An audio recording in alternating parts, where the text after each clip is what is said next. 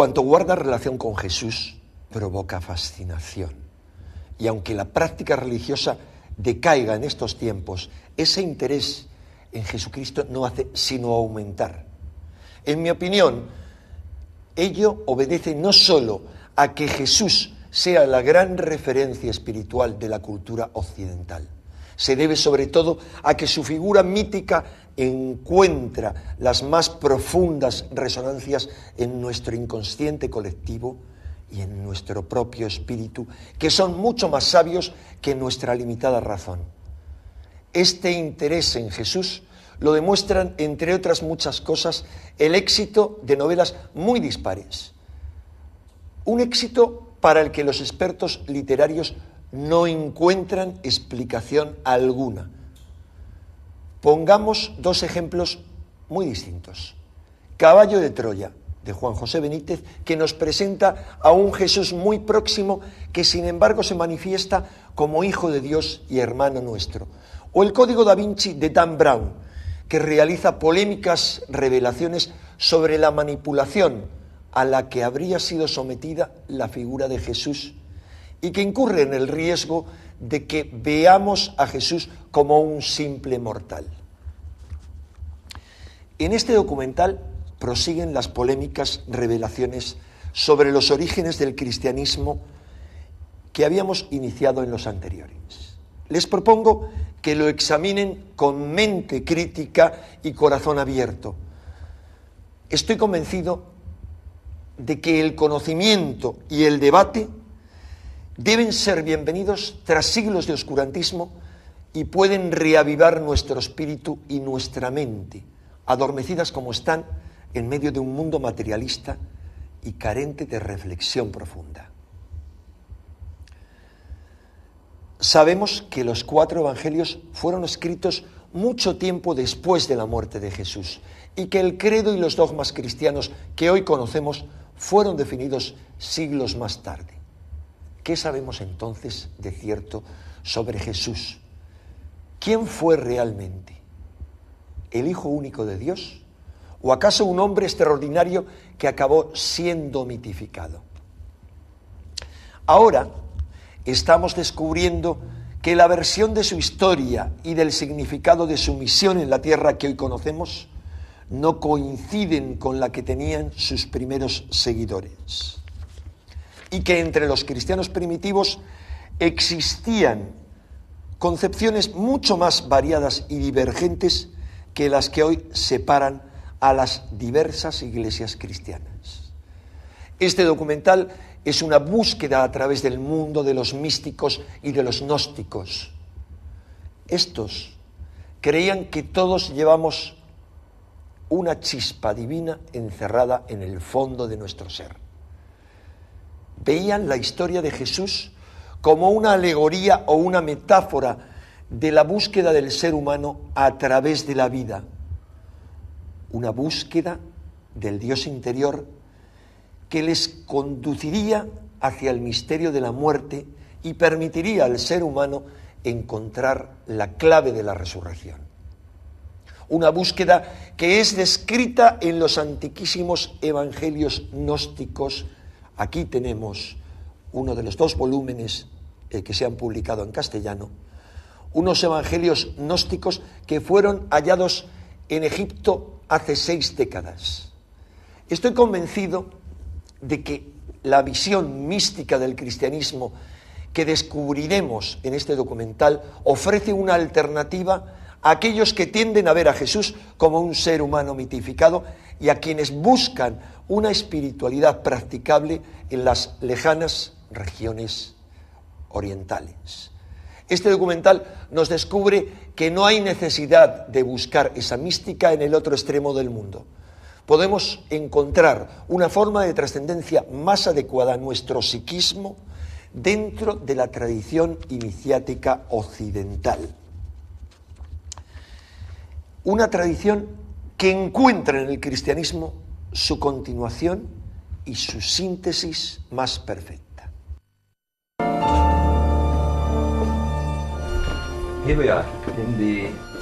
Estamos en el siglo II de la era cristiana.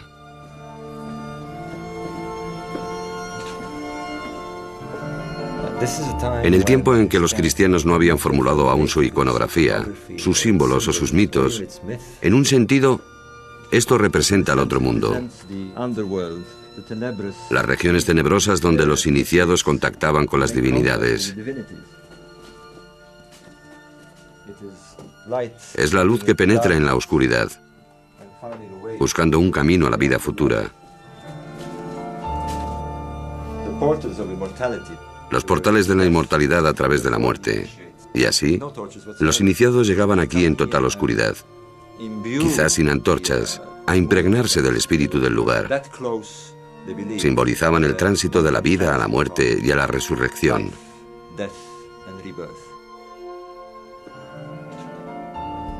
Entre la gente que venía aquí estaban los primeros cristianos.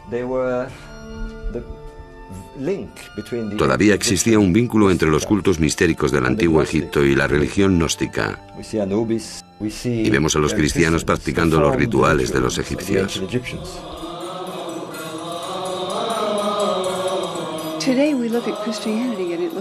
Hoy vemos el cristianismo y parece muy variado, desde los baptistas a los ortodoxos rusos, a los calvinistas y a los católicos romanos.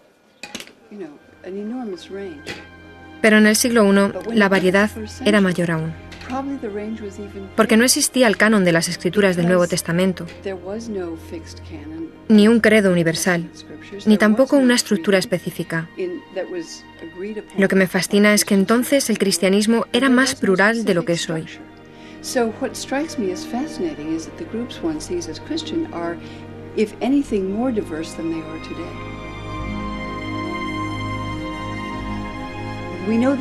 Sabemos que hubo muchos evangelios que los seguidores de Jesús leyeron, escribieron, veneraron, y también muchas otras obras, cartas, epístolas, poemas, himnos. Los cristianos contemplan los inicios de su fe con nostalgia. Un tiempo en que la palabra de Jesús y sus apóstoles sonaba como auténtica, cuando el credo era claro y su contenido incontestable. Pero ahora los documentos descubiertos arrojan otra luz sobre sus orígenes. Si los cristianos hoy veneran a Jesús como al único Hijo engendrado por Dios, que murió para redimirnos de nuestros pecados, los primeros seguidores de Jesús parecen haber tenido creencias diferentes. Los cristianos judaicos cayeron sobre el valor de salvación del sacrificio de Cristo en la cruz. Creían que era un iluminado, un iluminador. Para ellos, no hay nacimiento virginal, ni resurrección, ni cruz, solo las palabras de Jesús, percibido como la encarnación de la sabiduría divina. Jesús de Nazaret, hombre o mito.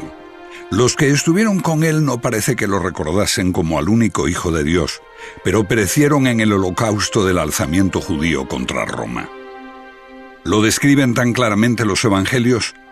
Se escribieron 2, 3 generaciones después de Cristo, en distintas ciudades mediterráneas.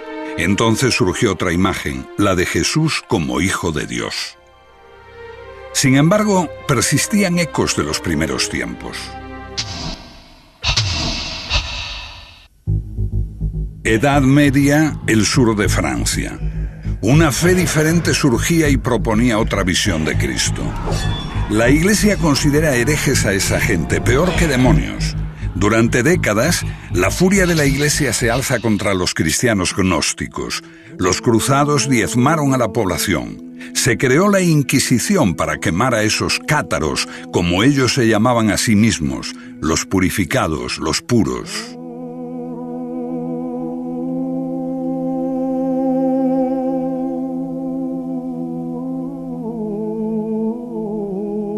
Después de muchos siglos, la gente empieza a recordar a esos cátaros y visita los lugares donde fueron martirizados.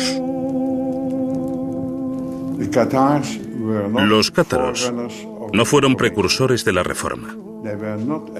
No eran una herejía de la fe católica.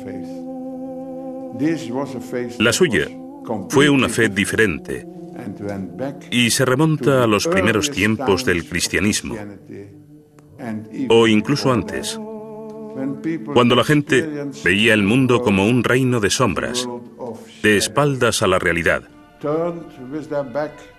a la verdad auténtica.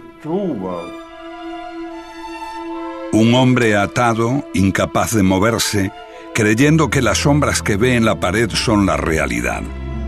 Sombras proyectadas por el mundo divino que está detrás de él. Mira, hombre. Es así como el filósofo griego Platón describía al hombre. Los iniciados en las religiones mistéricas creían que podían liberarse de las ataduras y hallar la gnosis, el conocimiento, en su corazón. Un conocimiento secreto que transforma al hombre y lo hace consciente de la verdad, del mundo espiritual. Son los gnósticos. Los estudiosos creen que esa búsqueda también caracterizó al cristianismo primitivo, antes de que se escribieran nuestros evangelios. Hay ecos de eso en las palabras de Pablo, que habla de buscar a Cristo dentro de uno mismo, y también en otros documentos hallados hace casi 60 años en Nag Hammadi, Egipto. Los libros de Nag Hammadi son más importantes que los manuscritos del Mar Muerto,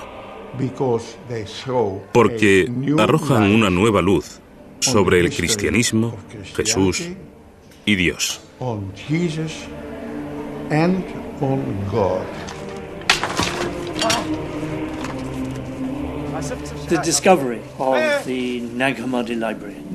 El descubrimiento de Nag Hammadi supone un cambio radical en nuestra idea del cristianismo primitivo. Tenemos aquí 52 manuscritos que nos hablan del primer cristianismo. Estaban asociados posiblemente a un monasterio cristiano egipcio. Estos libros se enterraron en el siglo IV para evitar su destrucción.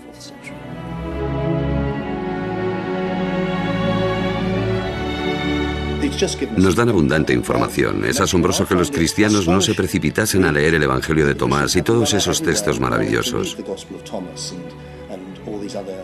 Me parece que eso demuestra el poder de la Iglesia romana, que los dejó a un lado y aún los considera heréticos y peligrosos.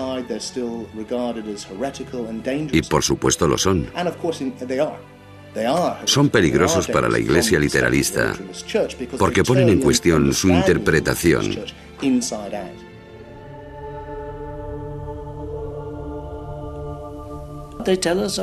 Nos hablan de las diversas formas en que la gente creía que se podía hallar la salvación. Por la contemplación, por la expansión de la chispa divina que hay en nosotros, comunicándose con Dios, buscando en nuestra propia alma una búsqueda individual de lo divino, sin la ayuda de sacerdotes u obispos. Suena atractivo. El gnosticismo es atractivo, sobre todo para la mente moderna, porque promueve una religión para el individuo, no para la Iglesia. Creo que es lo que los humanos han buscado siempre, hallar la divinidad por sí mismos. Pero esto es una simplificación, porque se trata de algo mucho más complejo. En cierto modo, es como tomar un baño de espuma y que entre jabón en los ojos. Enceguece a la vez que limpia.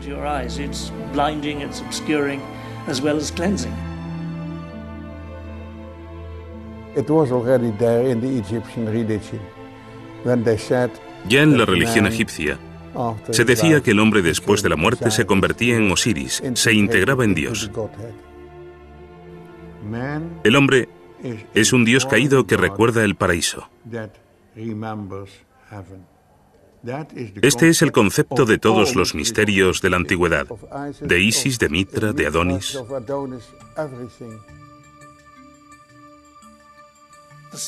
El punto central del gnosticismo es que todos nacemos con una chispa divina dentro y que el deber de los creyentes es hallar esa chispa y expandirla, tomar contacto con Dios mirando en nuestro interior. La agnosis. Gnosis significa autoconocimiento. ¿Qué es autoconocimiento? ¿Éxtasis? ¿Psicoanálisis? ¿Qué es?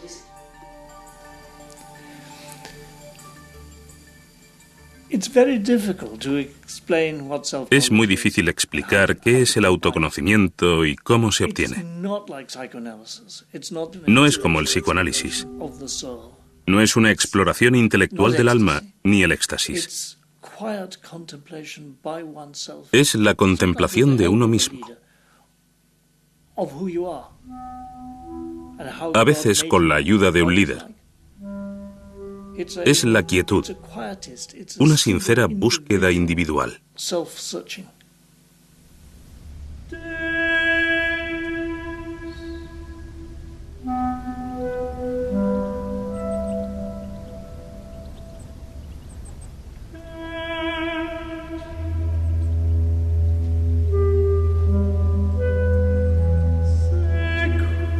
Creo que la idea básica que subyace en el gnosticismo es que estamos confundidos en nuestra idea sobre lo que es la vida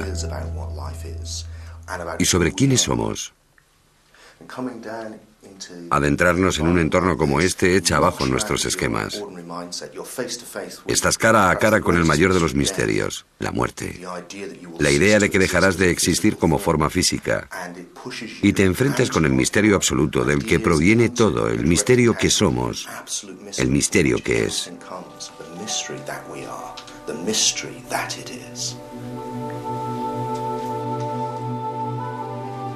Pero ¿por qué buscarlo en la oscuridad de estos corredores? Creo que estimula la experiencia mística con la emoción de la oscuridad y los ecos de las cámaras. Todo eso conduce a un estado místico.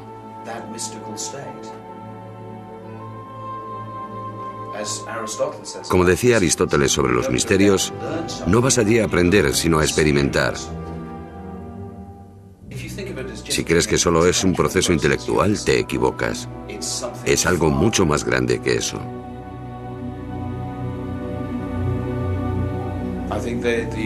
Creo que los antiguos habían comprendido que puedes aprender mucho, pero no tener un real conocimiento de ti mismo.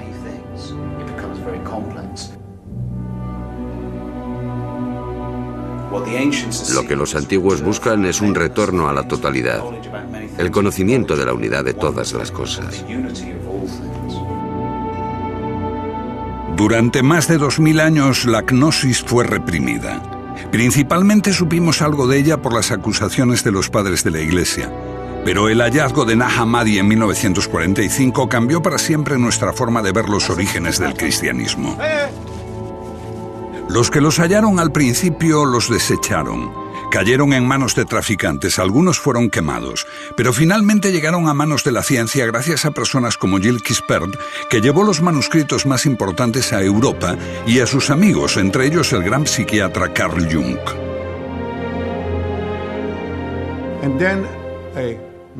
Entonces me fui a Egipto, a El Cairo. Y en esta sala negocié con el director de esta institución y descubrí que esos códices no serían publicados si este Códex de Jung no volvía al Museo Copto de El Cairo. Ahora acumulan polvo en una pequeña sala, abiertos quizá una vez cada 10 años y solo en presencia de un funcionario del museo, la policía secreta y un juez. Quispel es bien recibido. Todos los manuscritos de Nag Hammadi se publicaron cuando devolvió el más preciado, el Evangelio de Tomás, con las palabras de Jesús.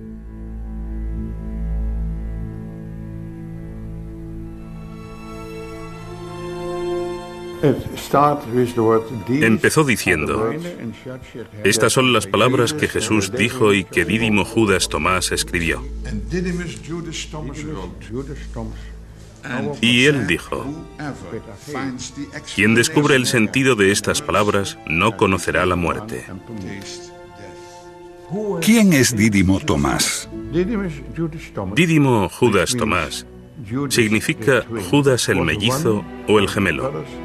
Fue uno de los hermanos de Jesús. La tradición de la Iglesia posterior transformó a Tomás en el apóstol que no creía que Jesús había resucitado. El escéptico Tomás fue el discípulo más fiel de su maestro. ¿Fue quien entendió mejor a su hermano? Según el Evangelio de Tomás, sí. Se dio por sentado que no era el hermano gemelo de Jesús en sentido literal, sino más bien que quien lea este Evangelio puede llegar a reconocerse como gemelo de Jesús.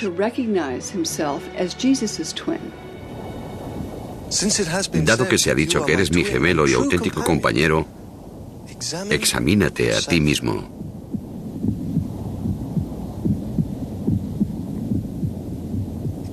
Examinarse a uno mismo. Así puedes comprender quién eres.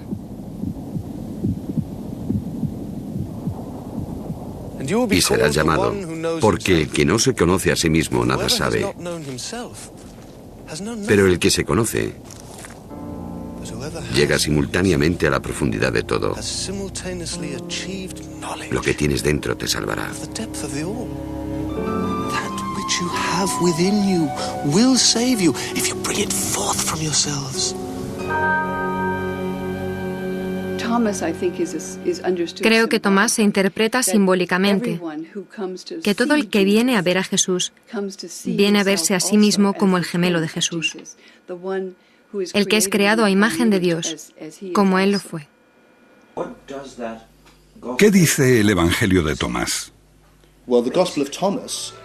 Bueno, el Evangelio de Tomás es una colección de dichos que prometen revelar algo. Lo que el oído no puede oír, lo que el ojo no puede ver, lo que ninguna mano ha tocado y lo que nunca se le ocurrió a ninguna mente humana. Bueno, eso eres tú. Tú eres lo que no puedes oír ni ver, tu esencia, el conocimiento mismo. Y creo que esta es la clave si quieres entender qué es el cristianismo y qué es el paganismo. Un viaje de autoconocimiento. Este era el gran precepto que el dios Apolo dio a los paganos en el oráculo de Delfos. Buscar la gnosis, el autoconocimiento, conocerse a uno mismo. Y lo mismo sucede con los cristianos. Lo que busca es la parte de ti que no puede morir. No es que se te vaya a dar algo que no tengas ya, es descubrir que ya eres inmortal. Porque tu esencia no es el cuerpo. Si descubres lo que realmente eres, descubres lo divino. Descubres a Dios dentro de ti. Parece ser un cuerpo, pero eres conciencia. Y esa conciencia da testimonio del nacimiento, de la muerte, porque todos los gnósticos, incluidos los gnósticos cristianos, creían en la reencarnación, y este proceso era un poco como despertar e irse a dormir. Estabas en un ciclo de cuerpos diferentes, yendo y viniendo, pero no eras el cuerpo. Eras conciencia que da testimonio de esto, de modo que jamás naciste y posiblemente no podrás morir. Todas las cosas separadas son expresión de una misma cosa. Así, todos los seres humanos son imágenes. Ellos usan la palabra eidolon, de un demonio o espíritu. ¿Un reflejo de lo divino? No tanto un reflejo, sino la forma en que lo divino se hace consciente de sí mismo. Para el Padre, ellos emplean el término la deslumbrante oscuridad. ¿Te imaginas la luz sin nada que reflejar? Es lo oscuro. Entonces, la luz en sí misma es oscura. Y usan el término brillante oscuridad. Potencialidad pura, solo luz. Solo conciencia, sin nada de lo que ser conscientes. Cuando eso crea algo por sí mismo para ser consciente, o como la luz, algo para reflejar, el universo cobra existencia. Esta conciencia de Dios se expresa a sí misma en todos los seres. Así que todos nosotros somos imágenes o eidolons de la conciencia universal que es todo, que es Dios. El mito cristiano tal como lo conocemos marca un profundo abismo entre el hombre y Dios. Dios es Dios, nosotros simples mortales.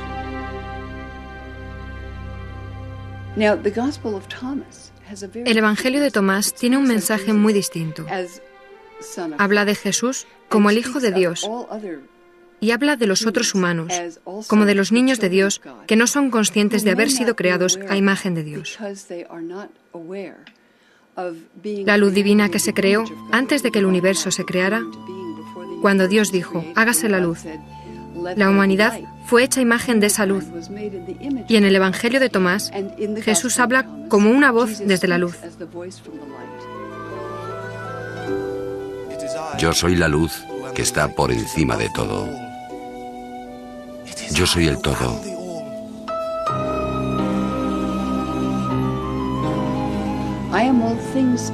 Soy todas las cosas. Todas las cosas salen de mí. Estoy en todas las cosas. Rompe un trozo de madera y estoy allí. Levanta la piedra y me encontrarás.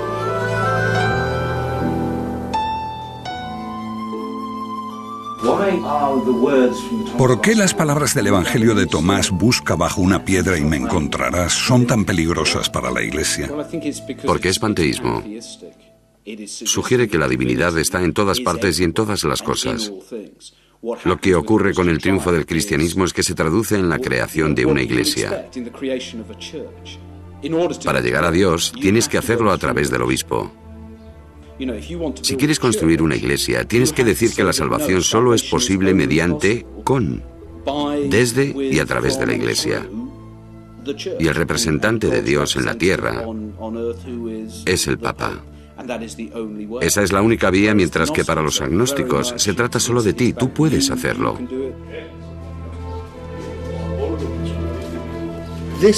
Esa fue la revelación de la gnosis, que tu esencia es inmortal. No tenías que ganártelo siendo un buen chico, obedeciendo las normas. Por eso los gnósticos son bastante anarquistas, son librepensadores, libertinos, no obedecen reglas. Y por supuesto, su gran héroe Jesús es descrito en sus relatos como un libertino que se relaciona con prostitutas y gente poco respetable. Él rompe las normas, no respeta el sábado y ataca a las autoridades religiosas. Es un clásico carácter gnóstico. Ellos eran así. Porque para ellos no hay que obedecer las reglas, para ellos se trata de descubrirse a sí mismos, lo que eres de verdad. En el Evangelio de Tomás el mensaje es más importante que el mensajero. Es anterior a los 4 evangelios, como ocurre con un hombre considerado como fundador de la fe cristiana, pero que se empieza a ver con una luz diferente, Pablo. Pablo es gnóstico, habla del Cristo interior. Habla de la inmortalidad, como las escuelas mistéricas, porque Pablo existe antes de la historia literal. Pablo es un personaje totalmente malinterpretado en la historia. En tiempos de Pablo, digamos, no hay división entre gnosticismo y literalismo, porque el literalismo no se había desarrollado aún. 2 generaciones después, los evangelios de la Biblia hablan en detalle de la vida de Jesús. El mensajero se hace más importante que el mensaje, y Jesús pasa a ser literalmente el Hijo de Dios. Pero antes de eso, Pablo, a pesar de posteriores adaptaciones e inserciones, nos habla todavía de Jesús como de un misterio, una metáfora, una voz interior.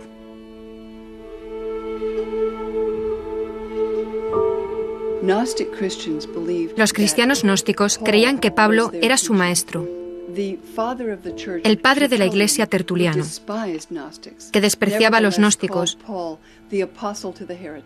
Llamaba a Pablo el apóstol de los herejes, porque los herejes, pensaban, amaban a Pablo, citan a Pablo, apoyan a Pablo, porque su enseñanza es muy misteriosa y a veces muy profunda.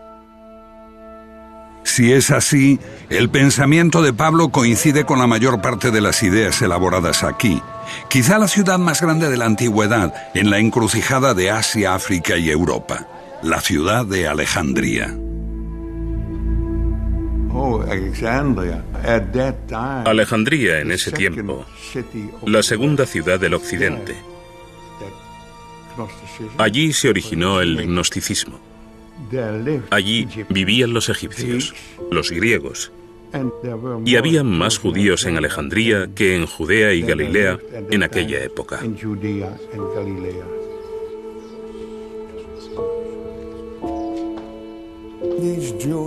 Esos judíos vivían en el exilio, pero habían encontrado un Dios desconocido en sus corazones.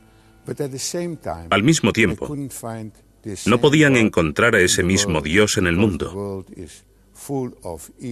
porque el mundo estaba lleno de mal y sufrimiento. Y el buen Dios, el verdadero, lleno de misericordia, envió a Jesús para redimir a la humanidad de Yeldebaoth.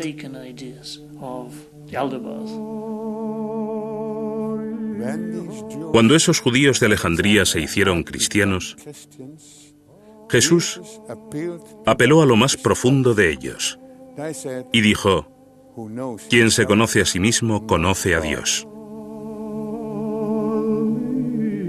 Mito o metáfora, en la figura de Jesús está también la semilla de la discordia. En torno a su persona sobrevino una batalla de ideas que separó las dos posturas.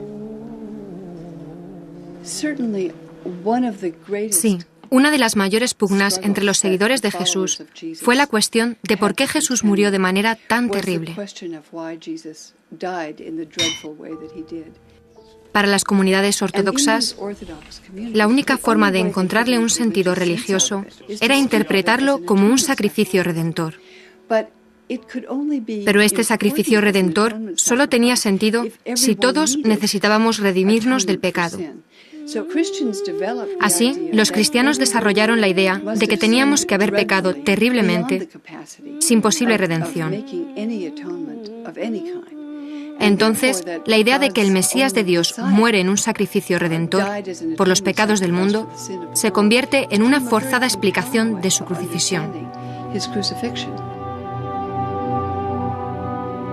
Así nace un nuevo elemento en la relación entre el hombre y la divinidad: el pecado original. El elemento central del mensaje cristiano, su fuerza, reside en la culpa, que Dios está mirando, sabiendo no solo todo lo que hacemos, sino también todo lo que pensamos. Creo que el cristianismo es bastante excepcional en el sentido de que Dios lo ve todo y castiga a los creyentes por sus malos pensamientos, por los pecados de la mente. El pecado y la culpa crearon un credo en el que predomina el miedo a Dios y al infierno, siempre presente en las prédicas de los sacerdotes. No es una idea que compartieran los gnósticos. La palabra pecador no figura en su diccionario. El Evangelio de Tomás no habla mucho de la discontinuidad entre Dios y nosotros mismos, sino de humanos creados a su imagen divina y, por tanto, con una especie de conexión, de afinidad con lo divino. El hombre es un Dios caído que recuerda el paraíso. Ese es el concepto de todos los misterios de la antigüedad y también de la gnosis. No hay espacio para el pecado. Por supuesto, eso no significa que seamos divinos y más, sino más bien que podemos encontrar nuestro camino hacia Dios cuando hallemos el camino hacia nosotros mismos, y que existe un medio de reparación para los pecados y errores que cometamos. Pero pecar es tan esencial que Jesús tuvo que morir para redimirnos, un argumento tomado de un antiguo mito, Adán y Eva y el primer pecado que hizo al hombre mortal. Los cristianos pusieron más énfasis en el pecado de Eva que los judíos. Antes del cristianismo ortodoxo, el pecado no era una cuestión central. Los maestros judíos, paganos, gnósticos coincidían en que tenemos la capacidad de seguir o de desobedecer a Dios. Tenemos buenos y malos impulsos. Se entendía que esta era la condición humana. Existe un gran debate sobre esto, porque algunos cristianos creían que era absurdo, lo de comer una manzana. Una desobediencia inocente por la que Dios condena a los hombres a una existencia inferior, lejos del paraíso. Un castigo totalmente desproporcionado.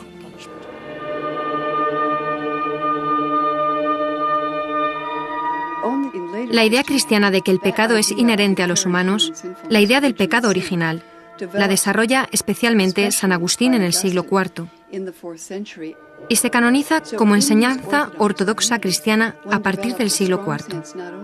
Esas comunidades ortodoxas desarrollan no solo un fuerte sentido de la distancia entre el hombre y Dios, sino que hay una condición pecaminosa en el hombre, innata e irredimible, aparte de que la muerte de Cristo se entiende como sacrificio. Jesús, un iluminador, la voz, el símbolo de lo divino. Un gnóstico veía a Jesús como al hombre que recibió la iluminación con el bautismo cuando se transforma como Buda en aquel que conoce, el Cristo. Los cristianos ortodoxos creen que si Jesús era divino, era el Hijo de Dios, su único Hijo, y también tenía que haber nacido divino, algo que los gnósticos consideran pueril. La ruptura queda clara con el último evangelio, el de Juan.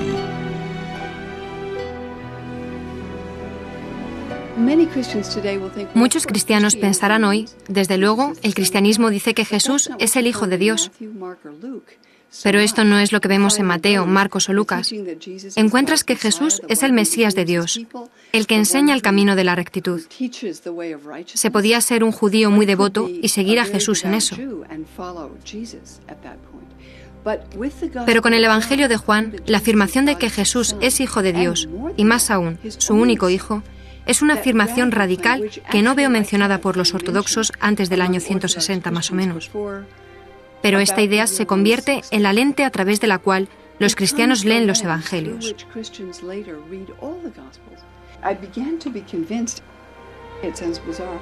Empecé a convencerme, aunque parece raro, de que el Evangelio de Juan se escribió para contradecir esta otra opinión y cambia la interpretación del mensaje cristiano de forma total. Jesús, el único Hijo de Dios, pero para los gnósticos era una metáfora, un símbolo de lo divino que reside oculto en todos nosotros. En ese sentido, todos somos hijos de Dios. Todos somos hijos de Dios, si descubrimos nuestra verdadera identidad. Si no, nos hallamos en estado de muerte. Esto es fascinante, creo. Estamos muertos. Para los gnósticos y los místicos, este es el otro mundo en el que estamos muertos en espíritu, porque creemos que somos el cuerpo y no es así. Somos Dios, si acaso. Somos la única conciencia del universo. Nos confundimos a nosotros mismos por esos cuerpos individuales y todos los problemas que causan. Lo que necesitamos es resucitar. Y la historia completa es así. Necesitamos morir por la identidad del cuerpo, que es el centro de la cuestión. Y necesitamos resucitar a nuestra verdadera identidad, que es el Hijo de Dios, que es el Cristo, la conciencia del Padre. Entonces todos somos Cristo, y todos necesitamos resucitar, y cuando lo hagamos, el Cristo resucitará. En ese sentido, el mito, la historia completa de la crucifixión de Cristo y la resurrección, ¿es un modelo para todos y cada uno de nosotros? Sí, precisamente. Es un modelo que se encarna en la iniciación. Con los literalistas cristianos esto pronto se convierte más bien en una idea macabra, que al final de los tiempos resucitarás con tu cuerpo y serás de nuevo un cuerpo físico. Porque es lo que creen que le pasó a Jesús. Vino en cuerpo físico y murió literalmente, y eso es exactamente lo que te pasará a ti, o al menos te pasará si comprendiste el mensaje cristiano. Los gnósticos, desde luego, dicen todo lo contrario. Si no comprendes el mensaje, regresarás en un cuerpo por la reencarnación. Si lo comprendes, te darás cuenta de que no eres un cuerpo, que eres el Cristo, uno con Dios, y no será ya necesario este ciclo de reencarnaciones. Casi una fe diferente, un enfoque opuesto. ¿Cuál fue primero? ¿Cuál fue el origen? Tenemos al literalista cristiano Policarpo, y unas décadas después, a mediados del siglo II, tenemos a Tertuliano, diciendo que los seguidores de los gnósticos llenan el universo. Así te haces la idea de que esta iglesia literalista existía desde los apóstoles y que los gnósticos fueron una desviación muy posterior. Lo que estamos sugiriendo es que en realidad es totalmente al revés. Los gnósticos se propagaron en el siglo I y II y fueron machacados por una iglesia literalista que entonces comenzaba su andadura. La ortodoxia, como la conocemos, surgió después del gnosticismo y en gran medida fue una reacción al mismo. El cristianismo se define por aquello que se le opone. Por oposición al gnosticismo, gradualmente fue defendiendo sus propios términos. A partir de una gran variedad de evangelios y unas 7 u 8 generaciones después de Jesús, los padres de la primera iglesia ortodoxa empezaron a escoger unos pocos textos que conformarían el Nuevo Testamento y definirían el credo. Creo que la amenaza de persecución obligó a los líderes cristianos a buscar unas enseñanzas básicas en las que todos estuviesen de acuerdo.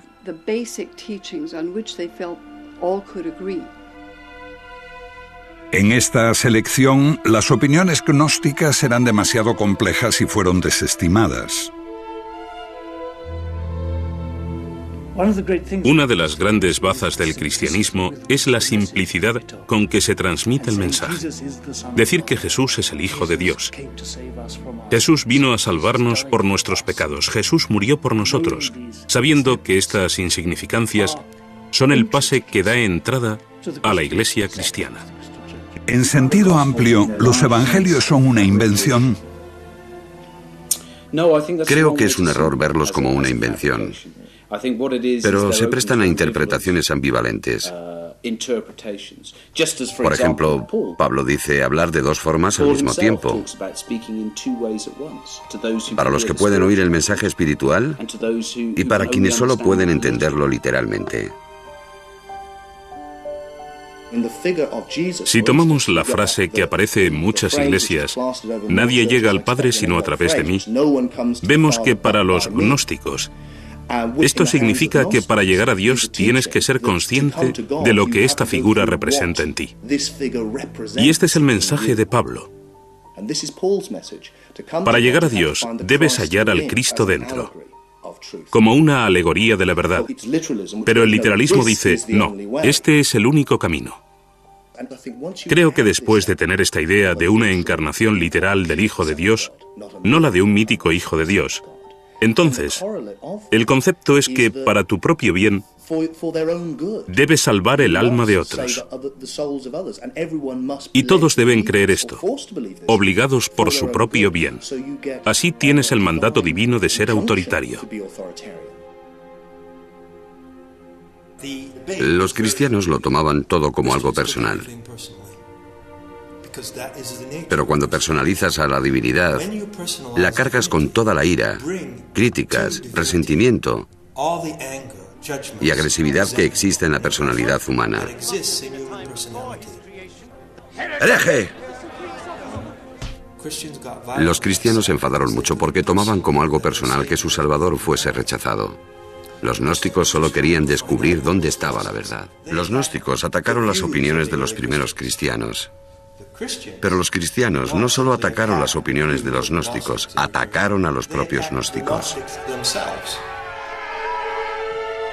Ambas creencias podrían haber coexistido, pero con la aparición de este hombre, Constantino, el primer emperador romano en abrazar la fe cristiana, se despertó el ansia de alcanzar el poder supremo en la joven iglesia.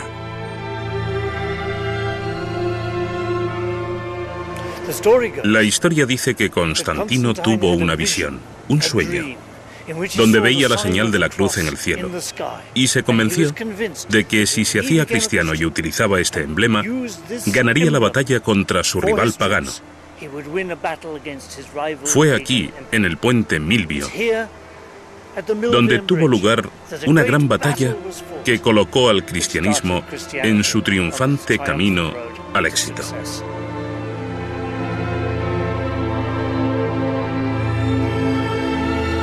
En el Concilio de Nicea, año 324, Constantino establece todas las diferencias respecto al credo. Compañeros ministros, creemos en un Señor, Jesucristo, el Hijo de Dios, un Dios de Dios.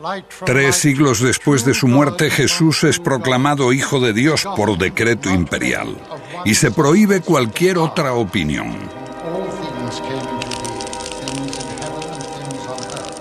When Christianity allies with the state to create a religious monopoly, that's when Christianity becomes... Cuando el cristianismo se alía con el Estado para crear una religión oficial, es cuando se vuelve algo radicalmente diferente, triunfante, exitoso. Pero al haberse aliado con el Estado empieza a cometer los mismos crímenes que había denunciado en sus primeros 300 años de existencia. Persigue, mata por la religión. Se transforma en una institución jerárquica, opresiva, necesariamente conservadora.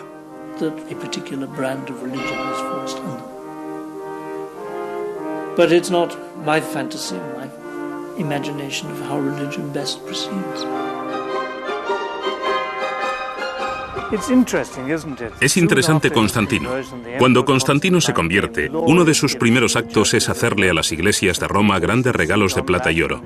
12 estatuas de tamaño natural de los apóstoles y 2 estatuas de plata de Jesús en tamaño natural.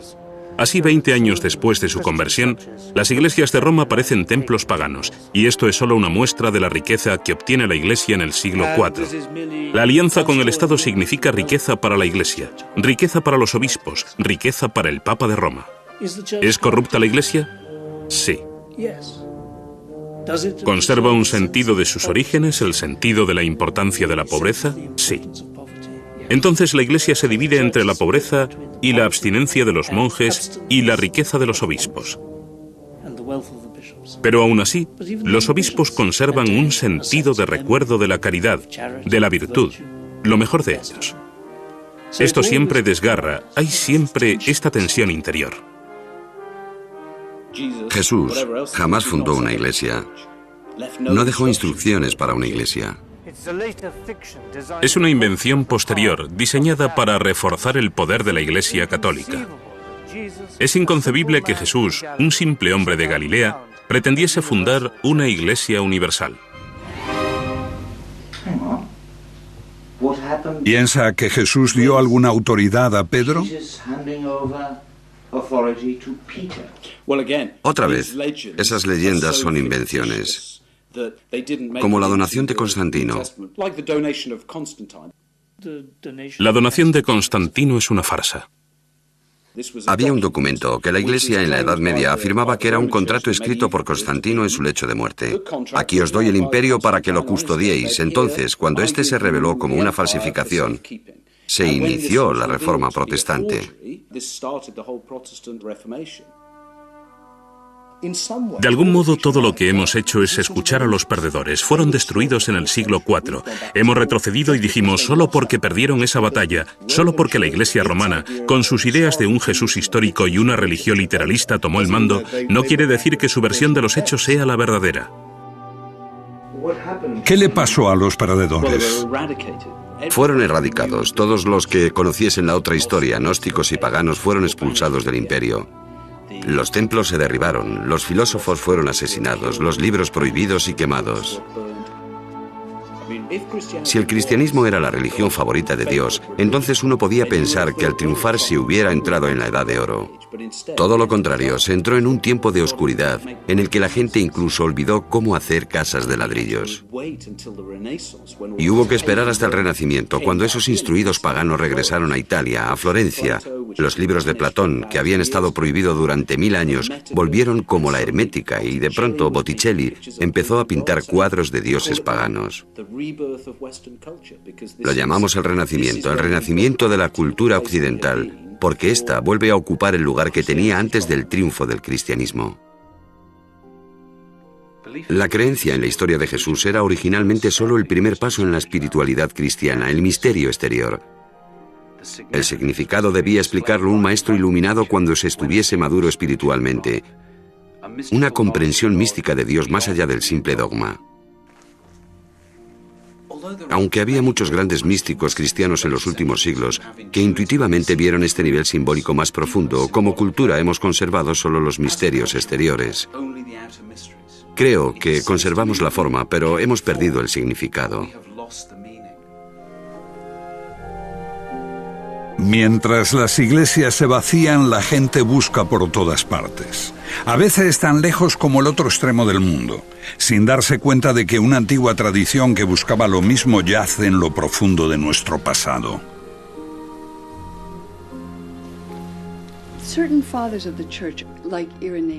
Ciertos padres de la Iglesia, como Irineo, en sus famosos 5 volúmenes contra los herejes, dice que comúnmente son considerados cristianos, pero que no lo son, son herejes. Y tienen características especiales. Primero de todo, aman leer e interpretar las Escrituras. Segundo, buscan guiándose por su propia intuición.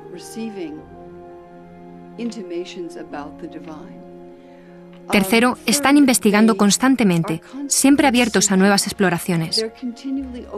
Uno podría haber dicho lo mismo de quienes ahora integran la corriente de la nueva era. Indudablemente, se espera que los filósofos investiguen e indaguen. Preguntando, uno encuentra una tradición desarraigada, interrumpida por muchos siglos, complicada, a veces confusa. Todo esto parece un poco difícil de entender para un hombre moderno. Querido amigo, no hay atajos a la agnosis y ningún nirvana instantáneo. Me hizo reír con esto el anciano caballero, porque tiene razón, por supuesto.